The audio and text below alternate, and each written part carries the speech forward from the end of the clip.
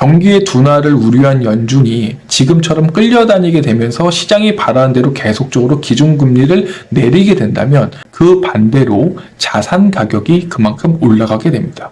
결국 금리를 내려도 인플레이션은 찾아오게 되는 거죠. 그럼 연준의 다른 카드는 무엇일까요?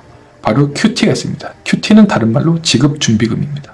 QT는 쉽게 말해 연준이 보유하고 있는 국채를 매각하는 겁니다. 그럼 일반적으로 연준의 국채를 누가 살까요? 바로 은행에서 국채를 사게 됩니다. 은행들이 연준의 국채를 구입하기 위해서는 당연히 연준에게 돈을 줘야 되는데 그 돈은 무엇이냐면 은행이 보유한 자산입니다. 즉 캐시를 주고 국채를 매입하는 거죠. 은행들은 국채를 사기 위해서 자신이 보유한 돈으로 국채를 사는데 그거를 쉽게 말해서 지급준비금이라고 말할 수 있습니다. 앞선 영상을 보시면 알겠지만 연준과 은행의 지급준비금이 점차 줄어간다고 영상을 만들었습니다.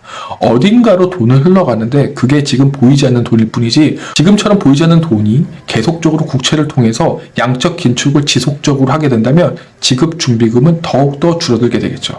그럼 레버리지를 이용한 은행은 모기지 금리에 영향을 가게 됩니다. 모기지 내줄 돈으로 국채를 사들였으니 모기지 심사가 더 강화되겠죠? 그럼 자연스러운 결과입니다. 그 결과 지금의 모기지 금리는 오를까요? 내릴까요? 모기지 금리를 대출해줘야 되는데 지급준비금으로 국채를 사니까 모기지 금리가 뛸 수밖에 없는 거죠. 물론 아직 발동되진 않았지만 여기에 대한 여러 가지 변수적인 부분이 작년에 터졌던 SVB 사건입니다.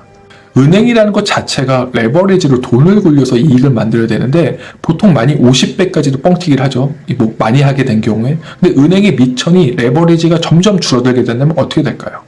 지난번 영상에서처럼 뱅크런이 발생하게 될 것이고 그렇게 되면 시중은행에서 돈이 아웃되면서 은행은 파산하게 됩니다. 그럼 지금 요즘에 CD금리가 높은데 그런 이유 중에 하나가 뭐냐면 예금이 올라야 되는데 예금이 못 받으니까 금리를 높여서 받는데 그 금리는 곧 빚이니까 은행의 입장에서는 이 CD금리나 예금 이자가 올라가는 게 부담으로 될 수 있고 이게 곧 좋은 시그널은 아니게 되는 겁니다. 이번에 해치펀드를 한번 얘기하겠는데요. 금리, 채권을 얘기했으니까 해치펀드가 되는데 해치펀드는 어쨌든 은행에 레버리지를 하기 위해서 은행에다 돈을 빌려야지만 됩니다. 점점 지급 준비금이 줄어들게 되니까 해치펀드에 대한 유동성이 줄어들게 되겠죠. 그렇게 되면 당연히 이 부분에 대해서 금리적인 영향과 채권적인 영향도 같이 발생하게 되는 겁니다.